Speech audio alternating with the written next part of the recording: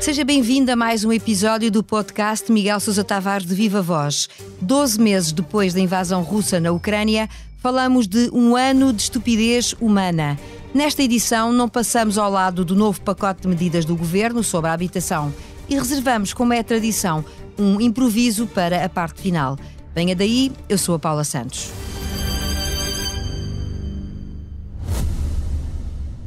O Expresso faz 50 anos. Celebre connosco e torne-se assinante em expresso.pt. Ora viva, Miguel. Olá, Paula. Um ano depois do início de uma guerra que se previa rápida, o conflito está para durar na Ucrânia. Na crónica desta semana no Expresso começa por fazer um balanço do que se passa no campo de batalha e, sobretudo, fora dele.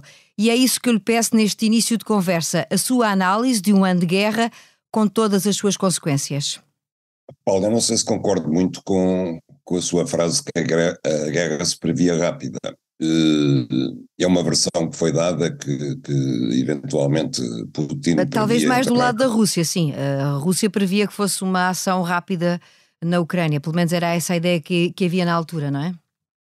É assim, o Ocidente, que acha que sabe muito do que vai na cabeça de Putin, disse que Putin previa chegar rapidamente a Kiev. Agora, ele nunca disse isso, e eu também não acho que com o número de soldados que ele concentrou e sabendo que o exército ucraniano era o terceiro exército europeu e que estava há vários anos a ser treinado pela NATO, ele estivesse à espera de um passeio no parque. Não era propriamente, a Ucrânia não é propriamente a Chechênia nem a Geórgia.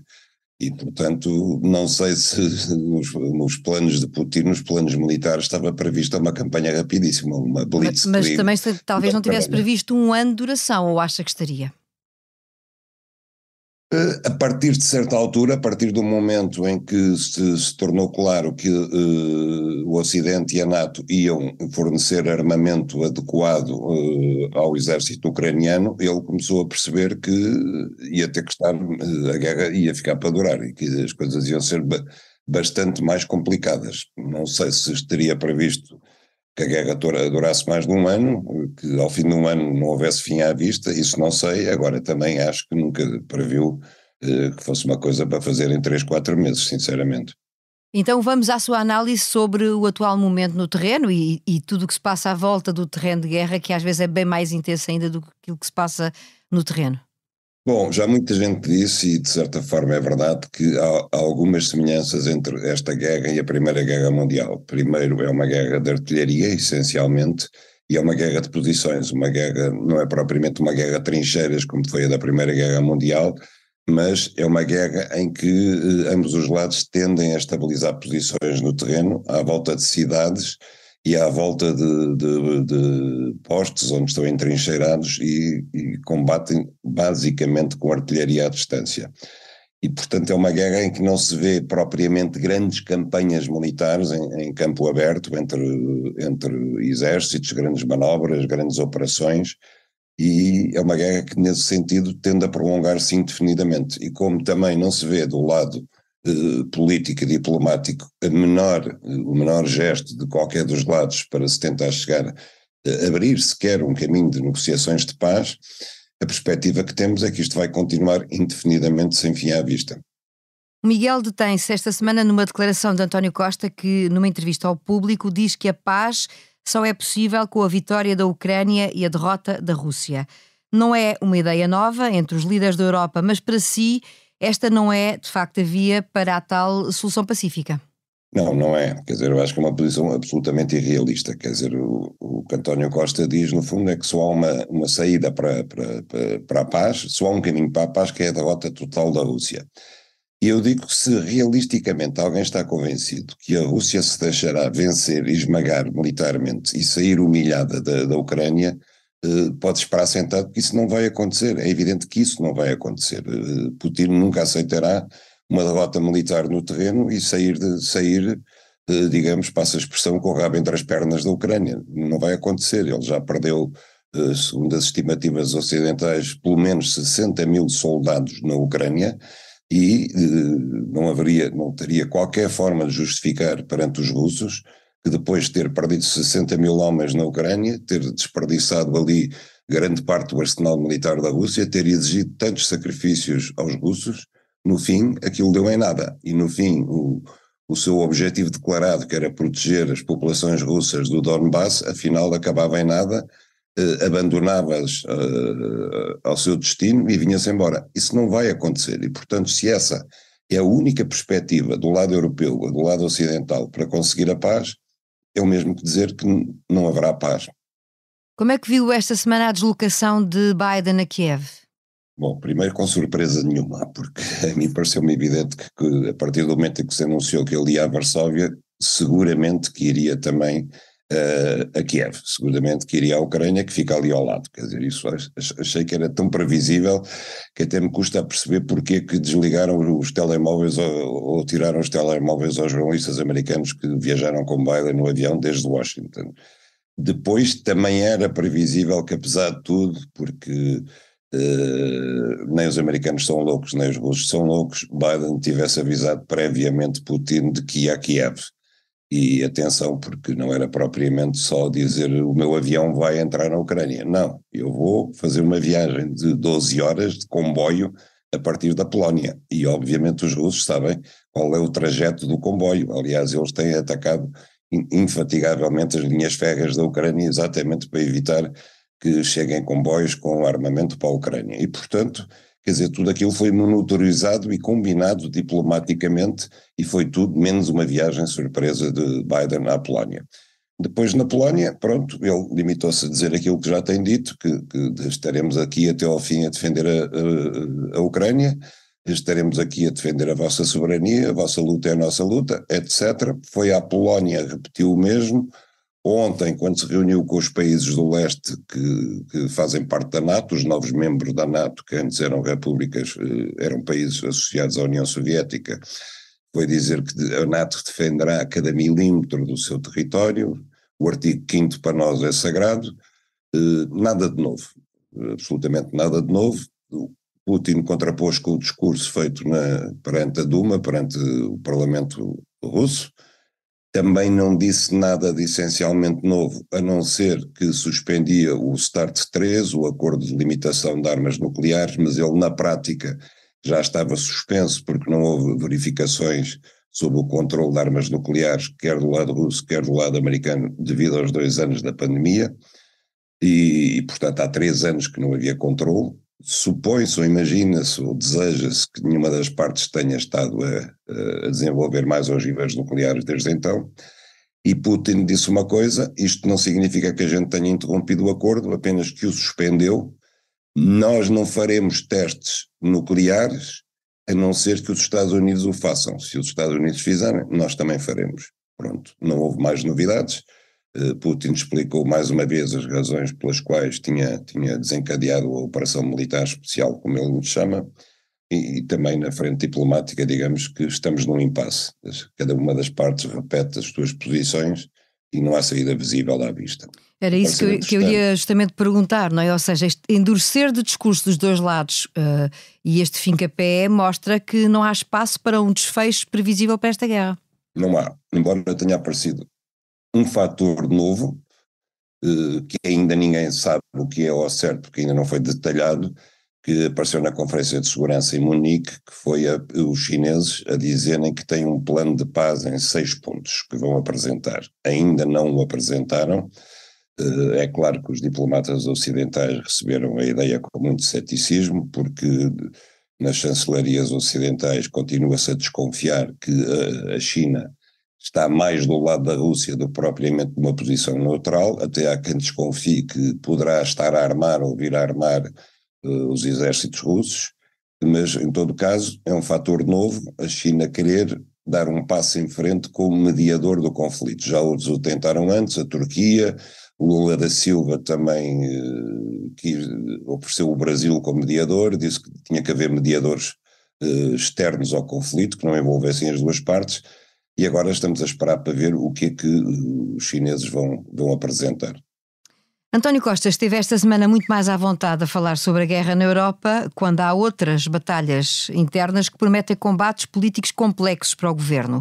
O mais recente pacote da habitação já reuniu um conjunto de críticas, já lá vamos, mas para já eu gostaria que Miguel começasse por destacar as ideias que lhe pareceram positivas e que enumera no seu artigo. Primeiro que tudo, o fim dos vistos gold, que foi uma batota imensa. Apenas menos de 5% dos vistos gold foram utilizados para investir em criação de empresas, em indústrias, em coisas que fomentassem o emprego em Portugal.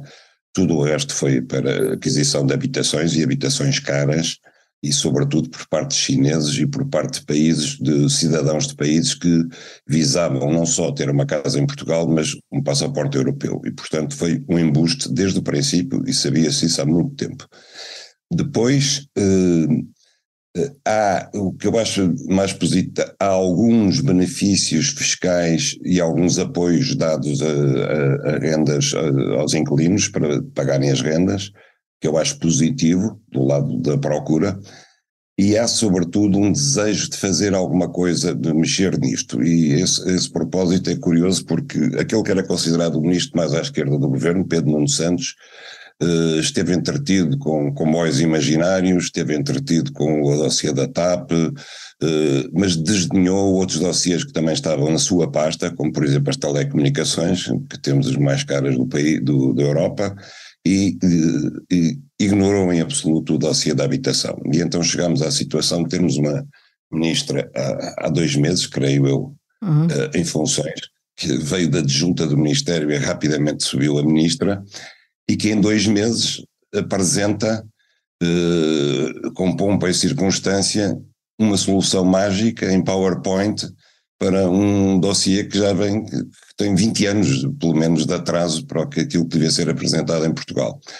Mas como era inevitável que acontecesse, e agora entro na parte negativa, tudo isto é uma nebulosa absoluta. Eu vi a entrevista que a ministra Marina Gonçalves deu há dias à SIC, e vi a entrevista que deu ontem à Rádio Renascença, que hoje vem também no Público, e é extraordinário como tudo isto é vácuo. Nós estamos num período de 1 mês de consulta pública e parece que é o próprio governo que está em consulta pública sobre as suas intenções, porque todas as medidas estão por quantificar, todas estão por, como ela diz, usando uma expressão agora na moda, para serem afinadas. É preciso um estudo mais fino dos assuntos. Tudo está por ser desenhado e redesenhado.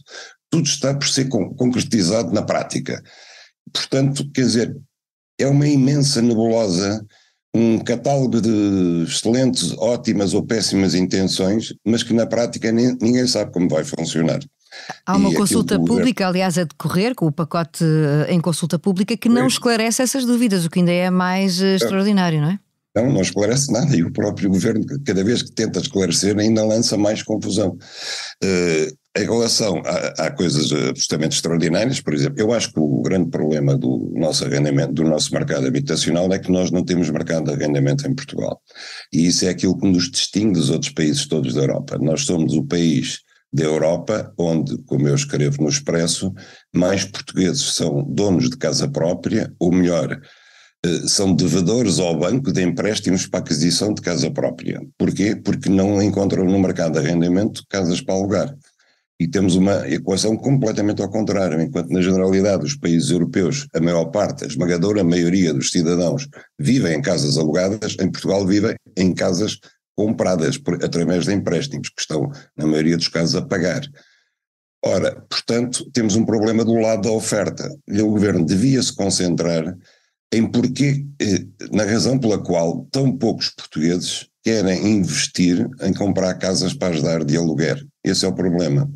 Mas quando olhamos para as medidas do governo, e eu não falo sequer da história do arrendamento compulsivo, nem da questão se é constitucional ou não é constitucional, eu aí tenho uma posição, eu acho que não existe direito a deixar a propriedade ao abandono. Acho que o direito de propriedade não é apenas não é um direito absoluto, envolve também um dever social de dar uma utilidade à propriedade. Aí estou de acordo com o princípio do governo. Agora, isto não vai funcionar assim, porque, por exemplo, o que é uma casa devoluta? Na definição da ministra, é uma casa que está há 1 ano abandonada, embora em bom estado. Mas é muito fácil contornar isto, quer dizer, uma pessoa tem uma casa abandonada, está à espera que ela suba no mercado para a vender, ou que apareça alguém que lhe dê a renda que ela quer, está fechada. Para que não esteja devoluta, basta instalar lá uma pessoa durante 15 dias e deixa de estar devoluta durante um ano. Ou basta instalar uma daquelas máquinas que acendem as luzes à noite sem estar ninguém em casa. Quer dizer, vai haver tantas maneiras de contornar a lei e vai ser de tal forma impossível o governo fiscalizar isto e pôr isto em execução, vai dar tanta litigância nos tribunais que a medida é absolutamente impossível. Quer dizer, a única maneira que há, a meu ver, de contornar isto é por via fiscal, é taxar as casas que estão sem utilidade. É por via fiscal, por um lado, punir os proprietários que têm a propriedade ao abandono e, por outro lado, beneficiar os senhorios que dão as casas de arrendamento. Mas não é isso que o governo vai fazer. Por exemplo, em relação às casas que têm as rendas congeladas desde 1990, rendas anteriores a isso, que não estão sob o novo regime de arrendamento urbano. Estão há mais de 10 anos congeladas. A ministra acaba de anunciar, vão continuar, os contratos vão passar a ser vitalícios e as rendas vão continuar congeladas. A própria ministra diz que há rendas de 20 escudos e de 50 escudos. Ora, desculpem lá, mas um senhorio que é obrigado a sustentar indefinidamente uma renda de 20 escudos e 50 escudos, de facto foi expropriado. E esse foi expropriado. Isso é um esbulho da propriedade, quer dizer, é uma anedota. A ministra diz, ok, vamos compensá-los, mas por quanto? Isso não sabemos. Quantos é que são? Também não sabemos. Mas quantas pessoas são abrangidas? Quantos senhorios? Não sabemos. Quanto é que custa ao Estado? Não sabemos. Portanto, não sabe nada. Chama-lhe uma compensação, mas não diz quanto é. Vão ser isentos esses senhorios de IRS, sobre o valor das rendas? Não vão. Quer dizer, tudo isto é uma anedota e de facto nós não vamos lá assim. Eu sei que não haveria nenhuma forma de apresentar um pacote milagroso que resolvesse de uma penada aquilo que não se resolveu durante décadas. O problema da habitação vai demorar décadas a resolver, agora não é por este caminho que o governo lá chega. E eu estou de acordo, por exemplo, com os presidentes da Câmara de Lisboa e do Porto. Como é que o governo pode avançar com medidas para a habitação, que mexem com o alojamento local nas cidades, etc., sem chamar as câmaras municipais a participar na solução? É impossível, não é? Das dúvidas sobre o pacote de habitação, saltamos para o improviso. Está constituída e já tomou posse a Comissão Parlamentar de Inquérito sobre a gestão da TAP, um instrumento particularmente poderoso, como lhe chamou Augusto Santos Silva. Em que medida, Miguel, é que esta comissão pode ajudar a compreender algumas decisões que foram tomadas? Quais é que são, no fundo, as suas expectativas para este trabalho? Muito poucas, pela experiência das anteriores comissões de inquérito, que têm sido sempre partidarizadas, em especial no que toca às suas conclusões.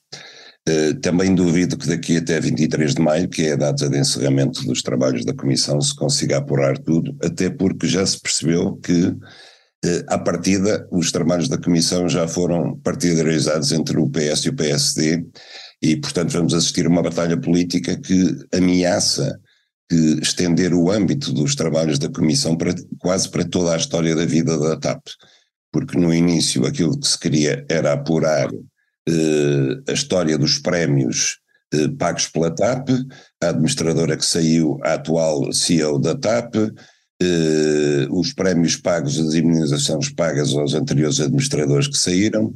Depois apareceu já a comissão de inquérito, tinha sido não constituída na entrada em funcionamento, mas decidida que ia ser formada. Apareceu a questão da compra dos aviões, da troca de aviões que David Neumann fez quando tomou posse, na altura da privatização, não é? Na altura da privatização.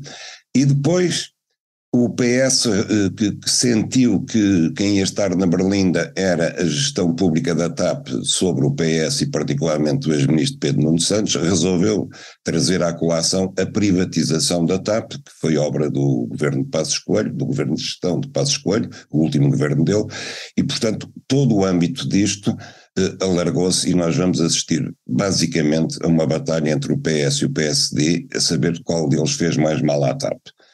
Quase que dá vontade de nomear um árbitro externo para que decidisse, olha, meus senhores, qualquer dos senhores a seu tempo, e um com a privatização, outro com a renacionalização, fizeram muito mal à TAP. Portanto, sentem-se os dois no banco dos réus, ou aliás, desapareçam os dois da comissão de inquérito, e deixem que a comissão de inquérito seja conduzida. Eu sei que ela é parlamentar e, portanto, é difícil que não seja constituída por parlamentares, por deputados, mas deixa que integrem membros exteriores que substituam os deputados do PS e do PSD, porque eles, de facto, não estão ali para apurar factos, eles estão ali para travar uma batalha partidária entre eles. Uma questão de tática política. Um ano de estupidez humana, um ano de guerra, assinalado no podcast Miguel Sousa Tavares de Viva Voz. A sonoplastia deste episódio esteve a cargo do João Luís Amorim e da Salomé Rita. A opinião já sabe, à sexta-feira.